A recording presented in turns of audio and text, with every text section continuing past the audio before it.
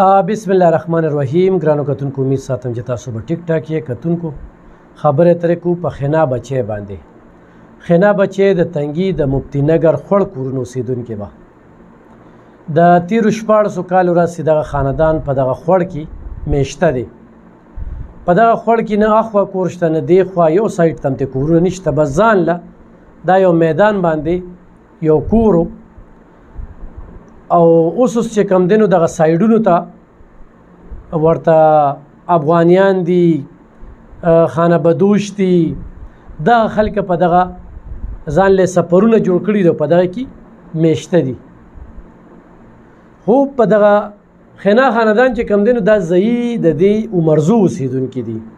بي سید شاته چې کم دینو دې ځای کې د دوی کورونه دي. انتخابي غریب انسان دی او په دغه بغیر شپوله او پردو سره په دغه کور کې اوسېږي. د دغه خاندان د وینا مطابق چې خنا پرون غیبه شوې وه او راپورټ یې په تنګي تاڼه کې درج کړی دی. دا پرون تنګي پولیس چې کم دی، سیچو مظفر خان، ډي اس پي سرکل چې کم دی،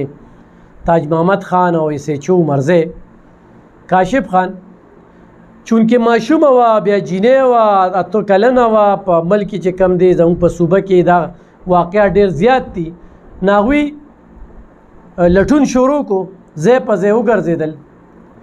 او نن د ورځې قریبا 10 بجې چې کومه ده، یو ماشومې د خنا یو لاس لیدلی دی په ډیران کې چې دغه ځای کې یو کنده ده، و کندې ته د تنګي دا خلک چې کوم دی نو ډیران روړي او دلته یې غورځوي او هغې کې خنا لیدلې ده. خنا د هغې نه پس چې کوم دی د تنګي هسپتال ته وړل شوې ده. اوس د تنګي هسپتال نه د 400 هسپتال ته څنګه یوړل شوه؟ د پولیس وینا دا ده چې موږ ځان کلیر کوو چې آیا دې سره جنسي تیری شوې ده چې موږ په هغه اړخ لاړ شو، او خو جنسي تیری نه ده شوې چې په بل اړخ لاړ شو. نو سوال دا را پیدا کیږي چې په تنګي هسپتال کې داسې نالایقه ډاکټرانو چې هغوی دا کلیر کولی نه شوه چې دې سره جنسي تیری شوې ده خو نه ده شوې. یقینا چې تنګي ډاکټران به د دې خبرې جواب ورکوي. یعنې دا د دوی د نالایقتوب یوه ډېره لویه نښه ده چې دوی د یو ماشومې په پوسټمارټم باندې او په دې تصدیق نشو کولی چې د ماشومې سره جنسي تیری شوې ده یا جنسي تیری ورسره نه ده شوې. بیا هغه 400 هسپتال ته یوړلې شوه. رزړو کې چې کوم د ماشومانو خپل هسپتال دی، اول ته کې ډاکټرانو د دې چې کوم پوسټمارټم وکړو هغې کې دا وویل شو چې دا پرونی کیس نه دی بلکې دا 3 ورځې مخکې مړه شوې ده او دې سره جنسي تیری نه ده شوې. صحیح ده، دغه ځای کې خو کلیر شوه چې جنسي تیری نه ده شوې. خو دا به تنګي ډاکټران چې کوم دی واضح کوي یا خو د دوی نالایقتوب دی او یا دوی د څه بل څه ټلیفون شوی دی چې تاسو به د دې نه لاس وینځئ او دا 400 ته رولېږئ، یا ته د جنسي تیری دا شق لر کولو او یا جنسي تیری نه ده شوې. دا به د تنګي ډاکټران چې کوم دی د دې حوالې سره خبرې کوي، ځکه چې ذرایع څه بل سوی نو دا کلیر کول دی. دا د دوی چورلټ نالایقتوب دی چې دوی پې نه دی کلیر. اوس دلته کې سوال دا پیدا شو چې ډاکټران وایي چې دا 3 ورځې مخکې مړه ده، د خنا پلار وایي چې نه دا پرون غیبه شوې ده. بل ماشومه موږ په خپله ولیدله چې د هغې مخ داسې پړسېدلی دی، په سر کې هغه ډیران پروت و. ډاکټرانو زما په خیال چې ما څه ولیدل نو ما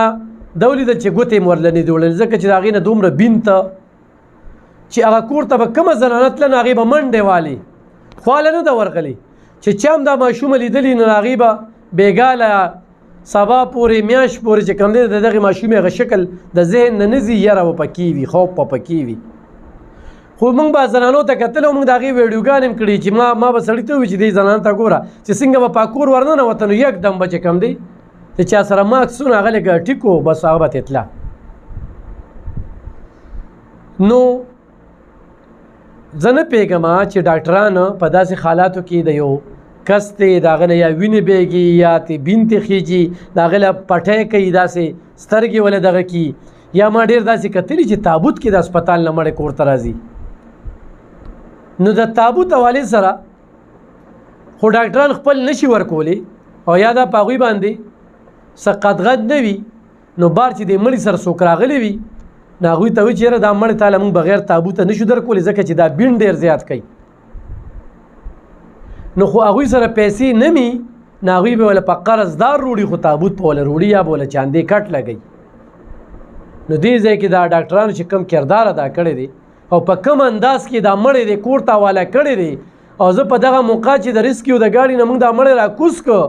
خو د هغه مړي تصویر وګورو بیا د هغې غبین نه هغه ځای کې ما د هغه ټولو خلکو سره خبرې کړي دي ما یو شمېر ویډیوګانې کړي دي په څه ویډیوګانو کې زموږ اواز خراب راغلی دی مایک چې کوم دی نو زموږ ملګرتیا نه ده کړې خو دغه ځای کې موږ دا ټولې خبرې کړي دي نو بیا دغه ځای کې یو مولانا صاحب راغی ما ته وایي چې دی له تابوت او کعبه نه ورڅه په کار دي ما یې ډېره ښه ده خدای پاک زموږ نه دا کار والي خو دغه ځای کې چې ما د هغې خپلوان لیدل نو ټول غریبانانو ټولو یو بل ته کتل چا ځان سره کیلو غوړي چا ځان سره کیلو روجې ولې چې په شپول کې اوسېږي دغه ځای ته ځي خو غریبانان دي انتخایي غریبانانو نو بیا ایس ایچ او مرزی چې کوم دی دا ایس ایچ او تنګي مظفر خان هغه ته مو وویه چې د هسپتال د عملې خو دا کردار دی ګنده په ګنده چې څنګه په ډیران نه اوچته کړی و هماغه شانتې واپس دی کور ته وروړله او دې له چې کوم دی نو د تابوت غم کو نو هغه وې زه به وکړم نو هغه تابوت وروړه ورسره وړل او دغه کردار پکې هغه ادا کړ او یو ډېر ښه اقدام یې د غریبانانو له ادا کړ موږ یې ستاینه کوو اوس کتونکو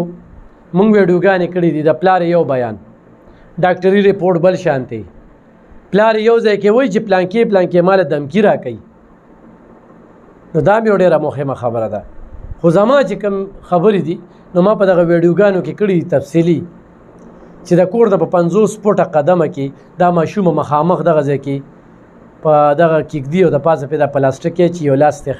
ښکاره دغه کېږي بیا پې د پاسه شیشې اچوي خو په شیشو میشو باندې وښلې شوې ده دا سترګې هر یو شی چې کوم دی نه وښلې شوې ده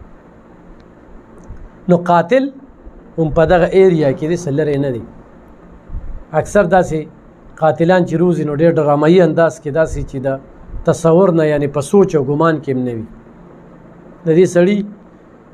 نورې لوریانې هم شته او نور زامن هم شته مشرانې لوریانې دي نو دا مې درته دغه د خنا د کیس دغه کوو الله دې کړي چې زر تر زر اصل قاتل پولیسو ته په لاس ورشي موږ به په دې کیس باندې لګیا یو